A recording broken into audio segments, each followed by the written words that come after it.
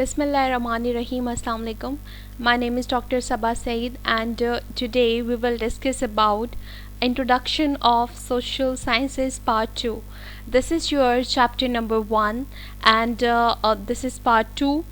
In part 1 we have discussed the various aspects of the counseling and psychotherapy, mental diseases, and what is psychiatrist and role of psychiatrist, along with the social sciences and the various models, developmental stages of life cycle.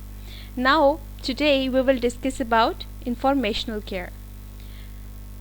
Informational care comes under information about the possible nature of the illness or disease, information about proposed approach to investigation, diagnosis and treatment, and various attributes of informational cares are evidence-based facts, avoid false hopes, discuss prognosis of disease in range, summarize and check for information retained.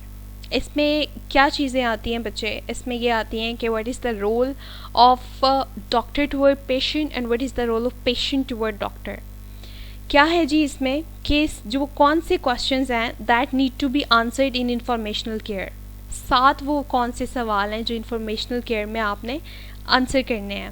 What is wrong with me, patient seek the diagnostic. What is wrong with me. जब भी आप doctor के पास जाते हैं, कोई layman भी हो वो भी अपनी ज़बान में पूछता है डॉक्टर साहब मुझे मसला क्या है, मुझे है क्या, मुझे हुआ क्या है, मुझे कौन सी बीमारी है, वाई आई गॉट इलनेस, मुझे ये बीमारी क्यों हुई है.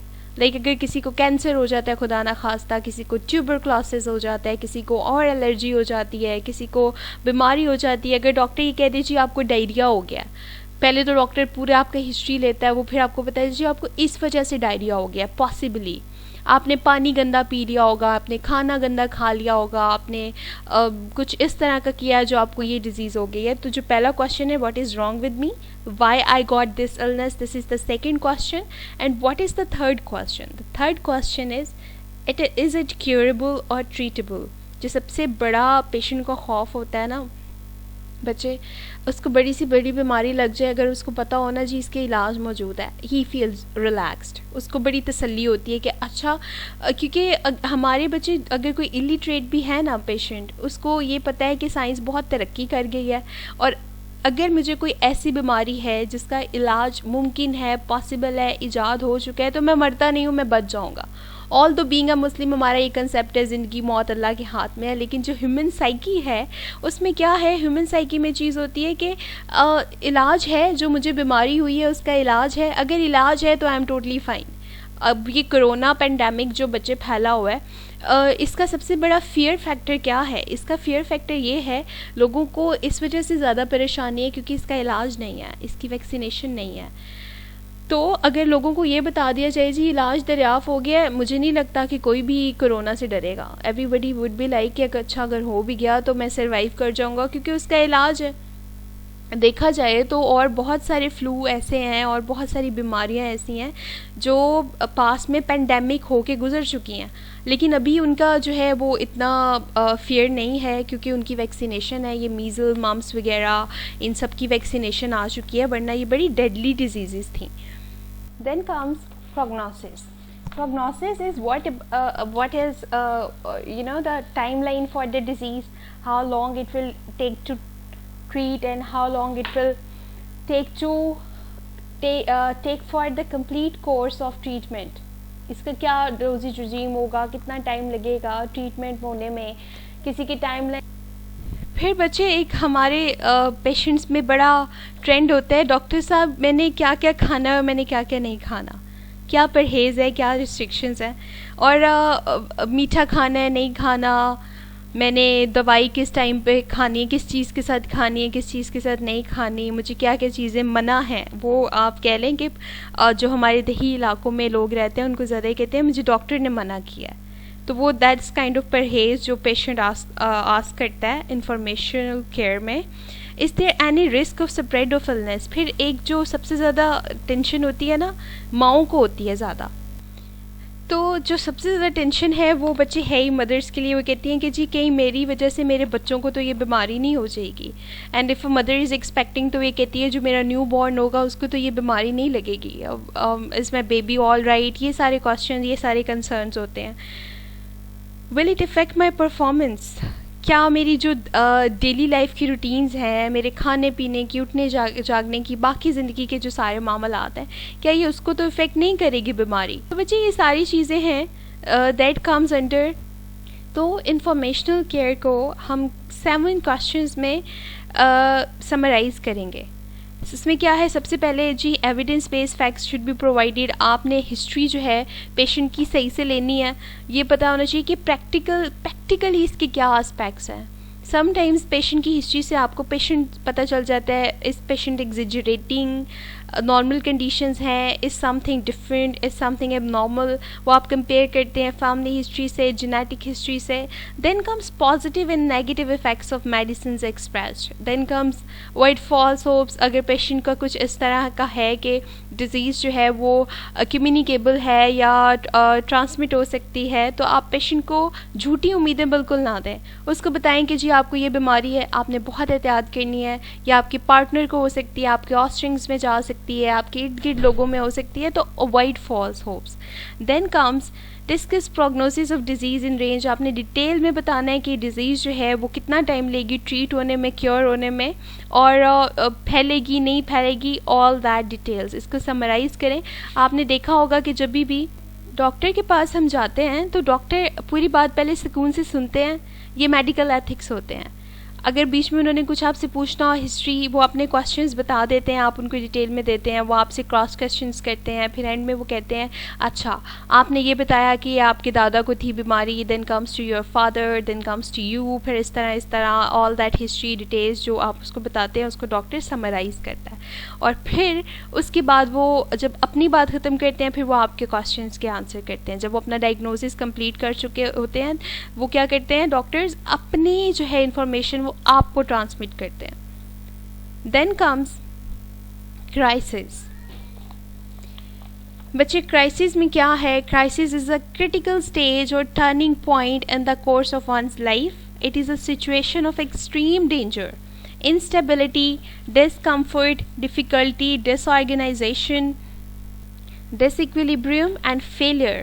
It is an emotional upset arising from situational, developmental, biological, psychological, socio-cultural and spiritual factors. However, it holds potential for great personal growth, required a deep and insightful decision making which may leads to permanent change in one's life. Crisis क्या होते हैं बच्चे, आम look में देखें अगर तो crisis क्या होते हैं, मुश्किल हालात होते हैं।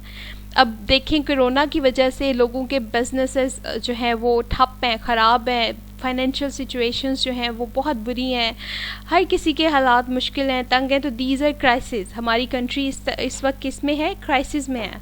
तो बच्चे ये सिचुएशनल भी हो सकते हैं, बायोलॉजिकल, डेवलपमेंटल भी हो सकते हैं। बायोलॉजिकल क्राइसिस क्या हो सकते हैं, जो एक कैंसर पेशेंट होता है जो फाइट कर रहा होता है फॉर लाइफ, तो वो क्या होता है, क्राइसिस में होता है फॉर लाइफ जी। उसके बाद आते हैं टाइप्स ऑफ क्राइसिस। तो टाइप्स ऑफ क्राइसिस में कौन सी 2 टाइप्स हैं, developmental crisis and situational crisis. Developmental crisis कौन से होते हैं बच्चे, जैसे जैसे ह्यूमन्स की ट्रांसफॉर्मेशन होती है, जैसे जैसे वो ज़िंदगी की सीढ़ियों पे चढ़ता है, उसकी उम्र बढ़ती जाती है। आप देखें कि हम जब छोटे थे हमें इतनी स्ट्रेस, इतनी टेंशन नहीं थी, लेकिन with the passage of time जैसे जैसे हमारी उम्र बढ़ती जा रही है तो डेवलपमेंट के साथ साथ हमारी जो है बॉडी में चेंजेस आ रही हैं, जिसकी वजह से जिसको हम क्या कहेंगे, developmental crisis. Schooling, marriage, death of love ones, these all comes under development. Then comes situational crisis. इसमें क्या होता है बच्चे, when a person face stressful और ट्रॉमेटिक इवेंट्स। अब ये देखें कि जो सोल्जर्स होते हैं जिन्होंने जंगें लड़ी हुई होती हैं, ये वियतनाम की जंग के अगर आप केसेस पढ़ें, बाकी जो हिस्ट्री में बड़ी बड़ी जंगें हो चुकी हैं, अगर आप उनकी हिस्ट्री पढ़ें तो बच्चे वो इतनी वर्स्ट वॉर्स थी, इतनी ज़्यादा पेशेंट्स जो सोल्जर्स थे उनकी मेंटल कंडीशंस इतनी पैथेटिक हो चुकी थी, दे वर सो स्ट्रेस्ड एंड डिप्रेस्ड कि उनको बाद में काउंसलिंग की ज़रूरत पड़ी थी। तो समटाइम्स जो सिचुएशन ऐसी होती है जिसकी वजह से आपको जो है वो हालात बुरे हो जाते हैं, आपको स्ट्रेस्ड हो जाते हैं आप जंग की वजह से, अर्थक्वेक की वजह से, जो नागहानी आफात होती हैं, that comes under crisis, situational crisis.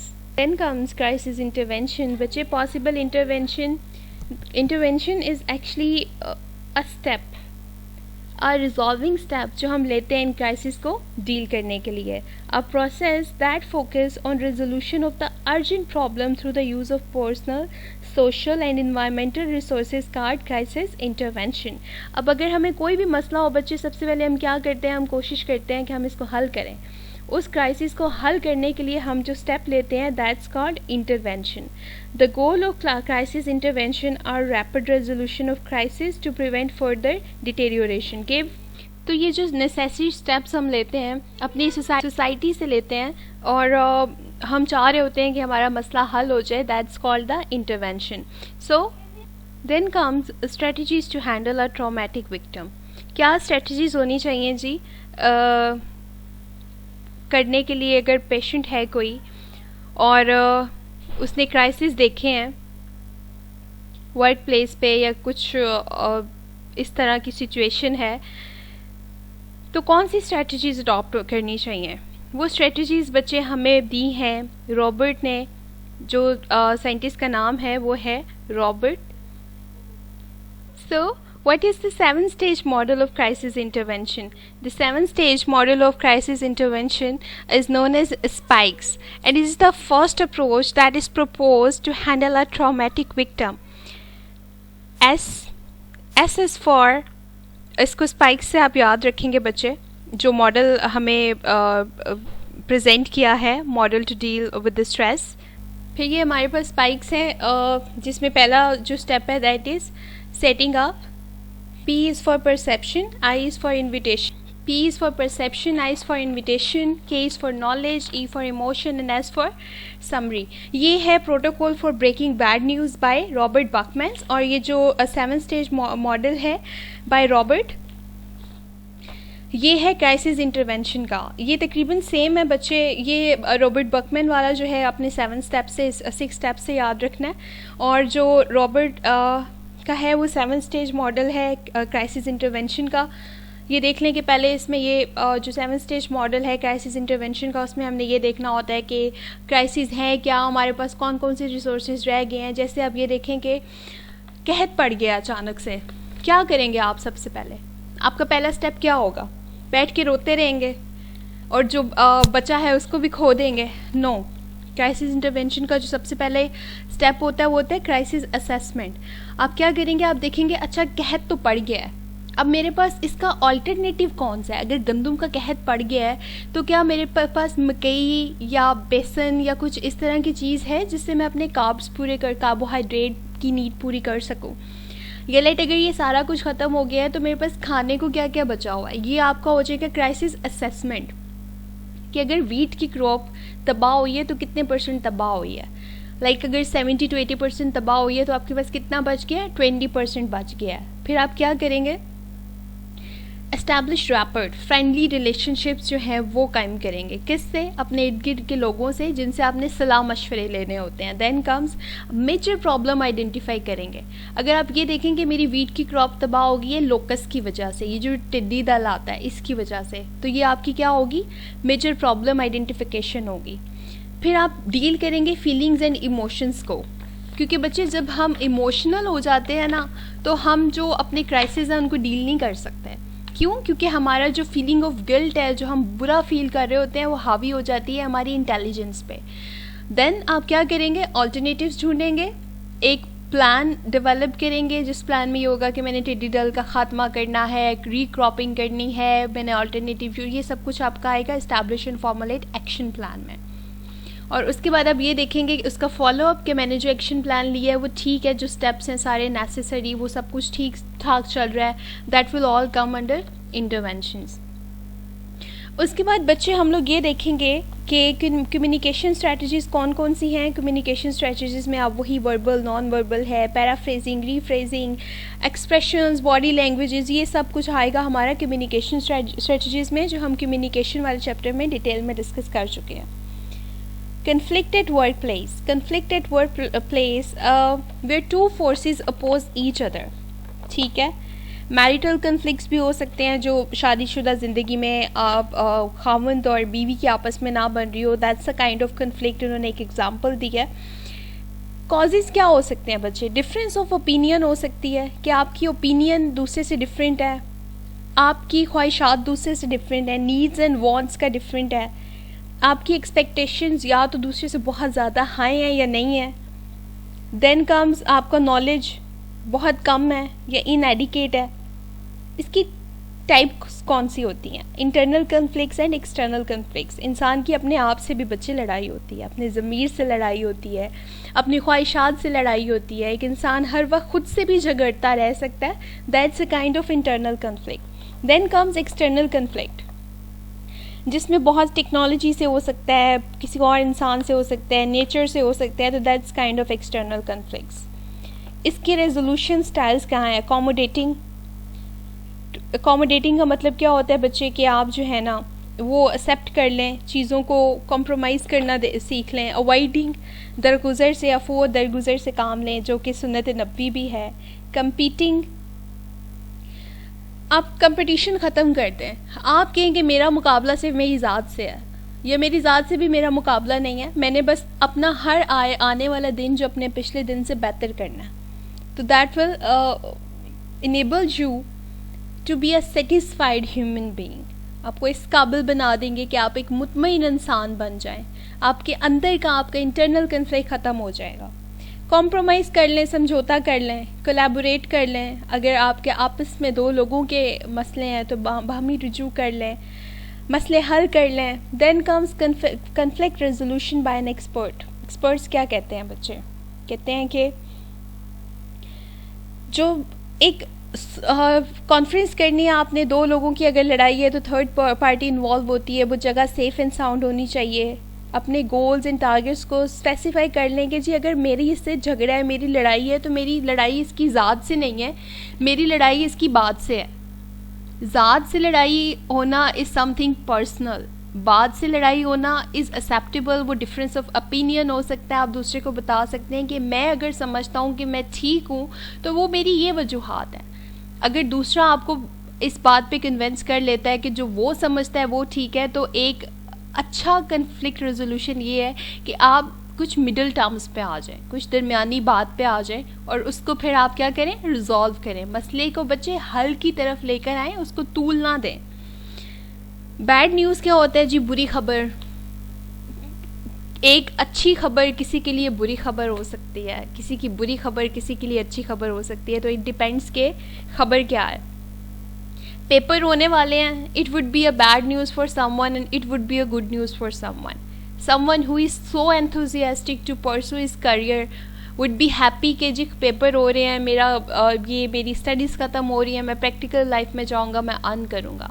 जबकि एक दूसरी तरफ एक बंदा जो रिलैक्स है, जिसने तैयारी नहीं की, वो कहेगा कि यार पेपर क्यों हो रहे हैं, इट्स अ बैड न्यूज़, मैंने तो अभी तैयारी भी नहीं की, I may gets a few more months और weeks to prepare for my exam, for my papers. तो that's how bad news and good news are tackled. Then comes defence of bad news.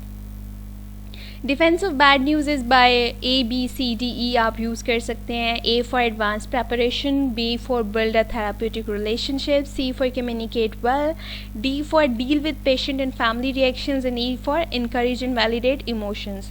Then comes जो 6 stage step model है Robert Buckman's का, और Roberts का 7 stage जो model था that was for tackling a traumatic victim. वो इंसान जो ट्रॉमा से गुजरा हो उसको डील करने के लिए जो मॉडल यूज़ हो रहा था that was of Roberts 7 stage model of crisis intervention.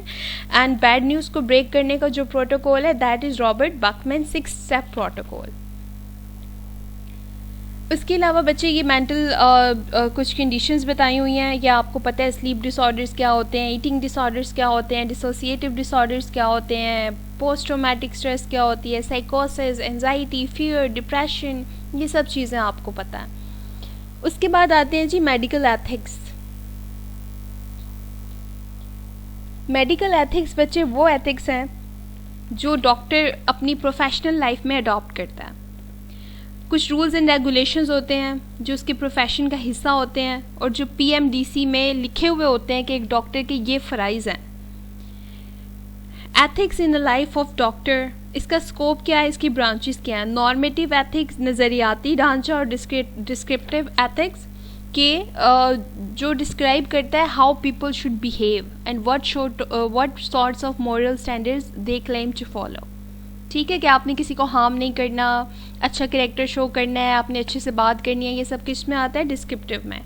और नॉर्मेटिव में क्या होता है, जो प्रिंसिपल्स होते हैं, जो नॉर्म्स एंड एथिक्स होते हैं कि आपने what is wrong and what is right in practice of medicine, आपने किस तरह पेशेंट की परमिशन लेनी है, किस तरह काम करना है, ये सब कुछ किस में आएगा, ये नॉर्मेटिव एथिक्स में आएगा।